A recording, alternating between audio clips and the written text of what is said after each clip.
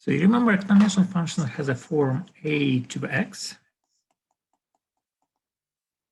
A to x. And we assume that a is a base here. So a is positive. Okay? And usually we assume that a is not equal to 1 because 1 to any power is 1. So two particular exponential functions. If you recall two particular ones, for examples, we have two particular ones. The first one, exponential growth. That is f of x equals a to x. And we have exponential growth when a is bigger than 1. So when base is bigger than 1. And the graph of it is going to look something like this. So it's going to exponential growing. And intersection here, a to any power, a to the 0 is 1. So, okay. So that's exponential growth. So it's increasing rapidly. Okay. And the second one is exponential decay.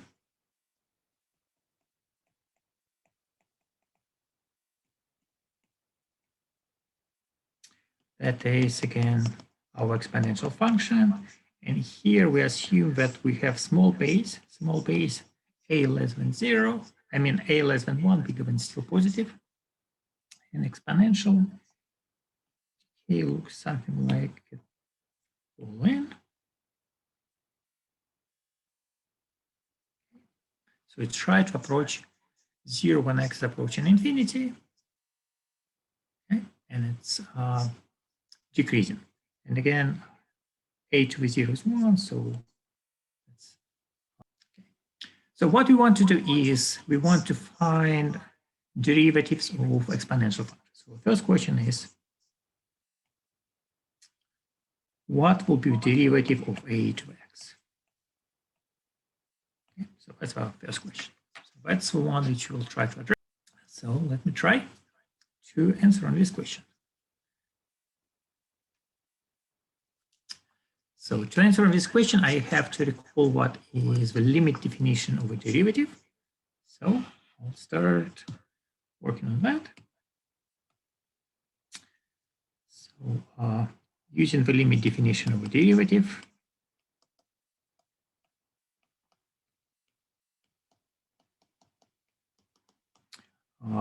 we have derivative of a to x equals limit when h is approaching 0, f of x plus h minus f of x over h. So in our case, because we have function a to x plus a to x, so we have a to x plus h minus a to x divided by h. So we're going to get limit as h approaching 0, h. Our property of exponents, you recall if you have some in exponents that corresponds to product, a to x times a to h minus a to x. So we have limit as h approaching 0, so we can factor a to x out. We're going to get a to h minus 1 divided by h. So we're going to get a to x has nothing with h, so we can take it outside of the limit.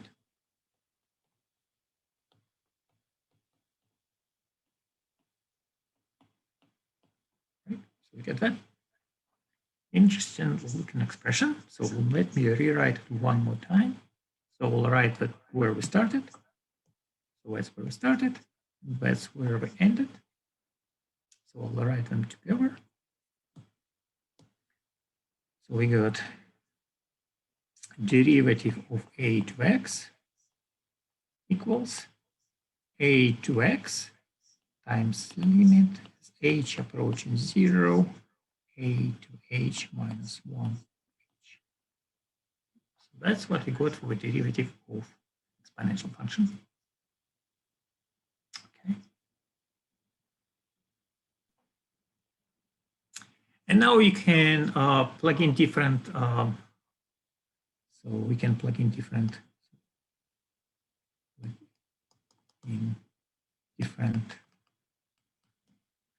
A. We can calculate different derivatives. For example, we can calculate what will be derivative of 2 to x. It will be 2 to x limit 2 to h minus 1 over h. Derivative, for example, of 3 to x is going to be 3 to x limit 3 to h minus 1 over h. Okay.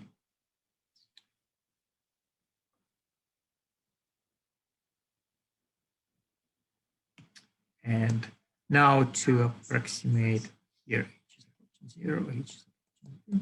So now to approximate each limit, say you choose h close to 0, say 0.1, 0.01, negative 0.01, and you approximate the limit, okay?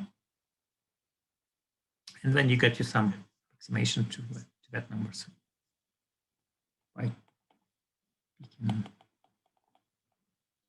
h, say 0.1, 0.01, negative 0.01, and so on, you will be able to evaluate that limit. You will do the same here. Okay. So what it turns out, if you do that, then derivative of 2 to x, so if you do that, then derivative of 2 to x is going to be 2 to x, and here number will be slightly less than 1. Okay.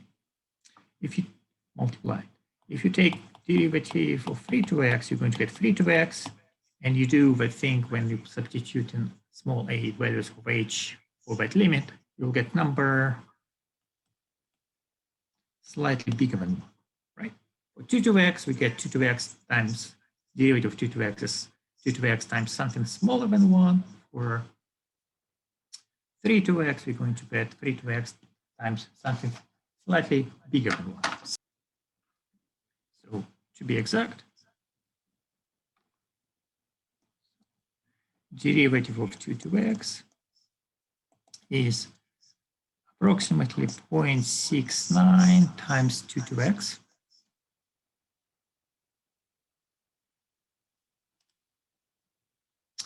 And derivative of 3 to x is approximately 1.10 times 3 to x. Okay, so that's what we got. And then you can play a little bit more with these numbers. So you can take, for example, instead of choosing 2 and 3, you can choose 2.5, 2.75. And if you do that, then you realize that somewhere between 2 and 3, there is a number so that its derivative will be that expression a to x, and that coefficient in front is going to be exactly 1, right? Somewhere between 2 and 3, there should be a number where that coefficient will be exactly 1. For 2 to x is slightly less, for 3 to x is slightly more, so somewhere in between it will be exactly 1. So that number is going to be called e. Okay? So derivative of e to x equals to e to x. So somewhere between 2 and 3, there is such a number, and that number is going to be called e. And it has a property that its derivative e to x times 1. And that number, you can find it on the calculator if you like. So where e equals 2.71828. Okay. For example, let's find few derivatives. Find the derivatives.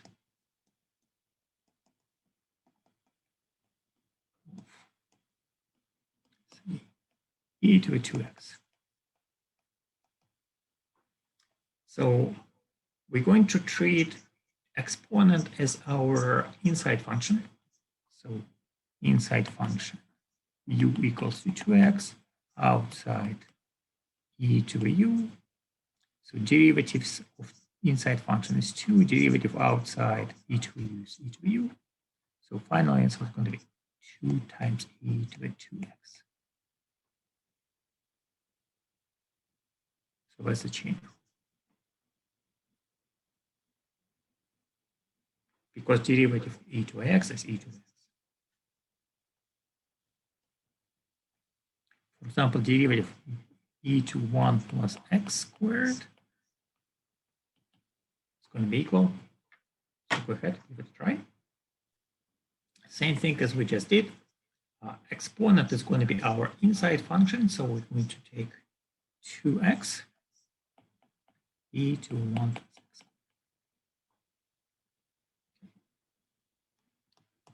For example, we can have, say, x squared times e to the negative x. We can take its derivative. Product rule, write down your scheme for product rule. Fill up. Derivative of x squared is straightforward, it's 2x e to the negative x plus x squared. Derivative of e to the negative x, inside function is negative x, so derivative inside is negative 1 e to the negative x. Okay. So we can get 2x e to the negative x minus x squared e to the negative x. If you like, factor out common x times e to the negative x out. I'm not sure if it's going to look a little bit better or not. So maybe not. Okay. So now we know how to take the derivatives of exponential function e to x. Okay. We also, from that formula, but because derivative e to x, we also will know the integral. One more formula for integral. Because derivative of e to x is e to x, we're going to get formula for integral e to x dx equals to e to x. Okay. So let's try to work on that. Find the following integrals.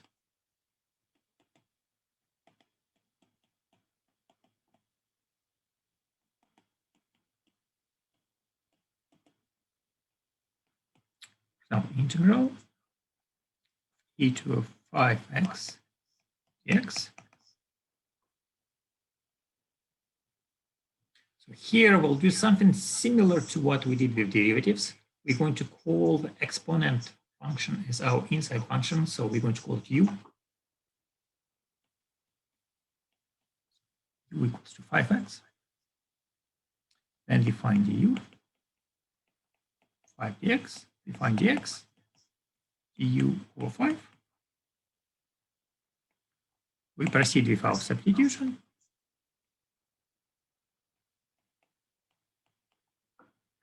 Take 1/5 out. And now use the property that antiderivative e to the u du is e to the u. Do back substitution, and we'll be done.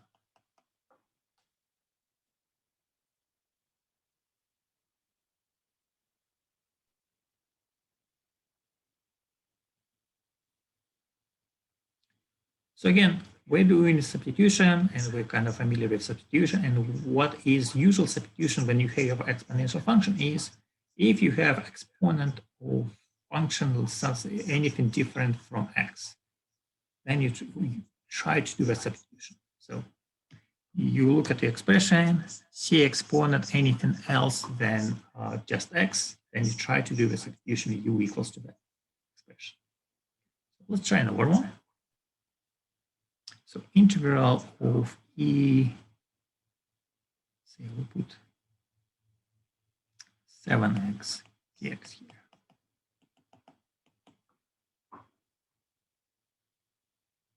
So it's going to be really similar to what we just did. So go ahead, give it a try.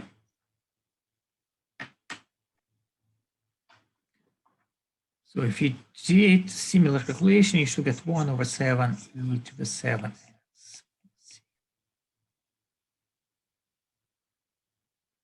Okay, so the details. Basically, I'll put in the yellow. U equals to 7x, u equals to 7 dx. So dx equals du divided by 7. So we start doing the substitution. So we're going to get integral e to the u du divided by 7. So we're going to get 1 over 7 integral e to the u du. So we're going to get 1 over 7. Antiderivative e to the u is e to the u. Doing back substitution. So,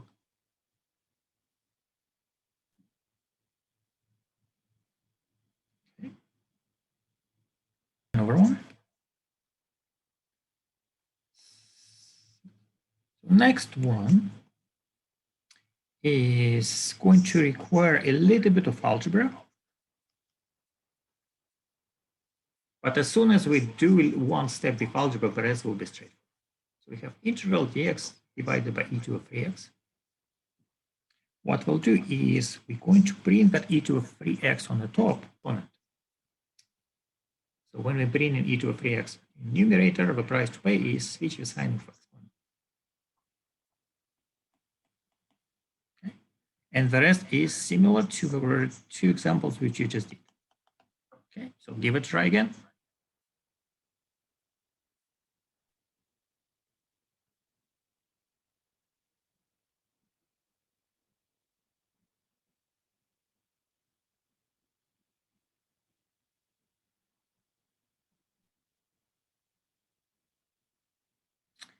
So we're going to get 1 over negative 3 e to the negative 3x plus c. I believe that's what you should be getting.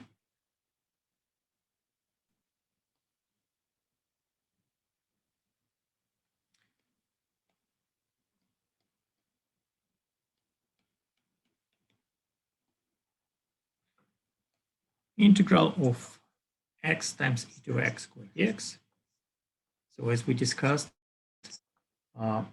earlier, you see your exponent, right here. That will be a good candidate choice for you. So u will be x squared, find du, find dx. Proceed with your substitution, get your answer. So again, I'm going to give you a minute or two to work on it, and then I will try to catch up.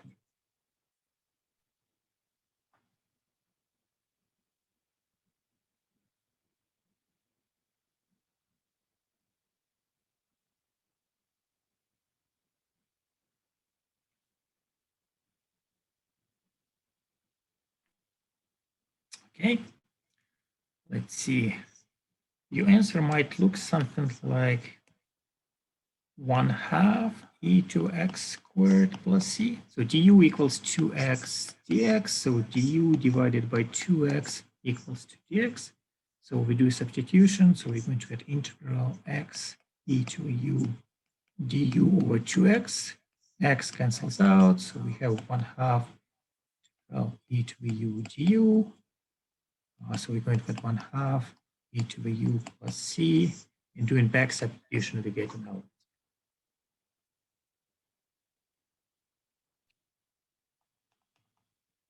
Find the integral.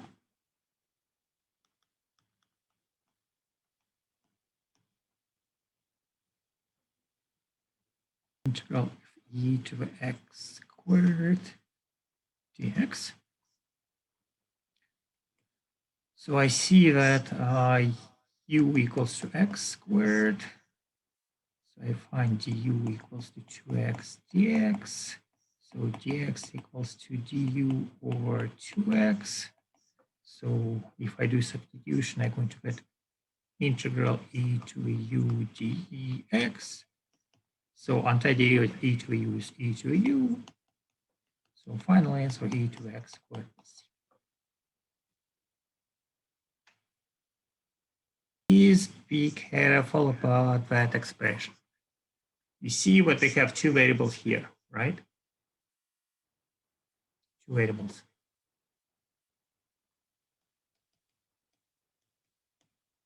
two variables, right? So it either means we haven't completed the substitution or our substitution did not go correctly. So if I want to do it correctly, then it's supposed to be e to the u du over 2x. Okay? And you see, still have a difficulty, right? So substitution didn't go through correctly here. So that is incorrect way of doing things, right? So auto substitution didn't go correctly because we have two variables. Okay, so that's word of caution. And actually, integral of e to x squared dx is impossible to find.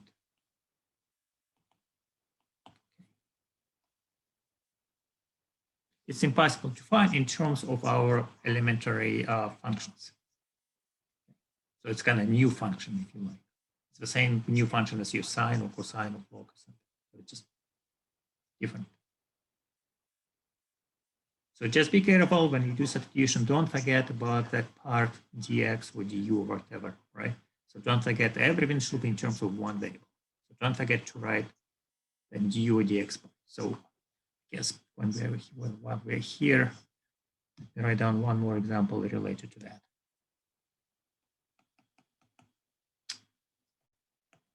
What's antiderivative of 1?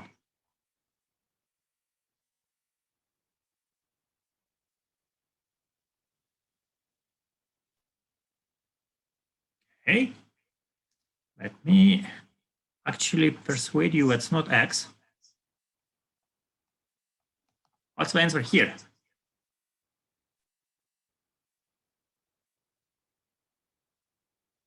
So because it tells you that our variable should be t, so the answer is t. So if I take antiderivative 1 dz, it's going to be z, okay? So that d part is very important. It tells you what is variable, what you integrate in the, what you treat as your variable, right? So if I give you just integral antiderivative 1, I agree with you, but most of the time we assume that our variable is x, but technically I still have to write that part on, because otherwise it's going to be a really confusing question, right? It's otherwise we can run in the problem like we did here when okay, so if I just ignore writing that dx, I write integral of e to the u, then answer will be just e to the u, and that will be incorrect.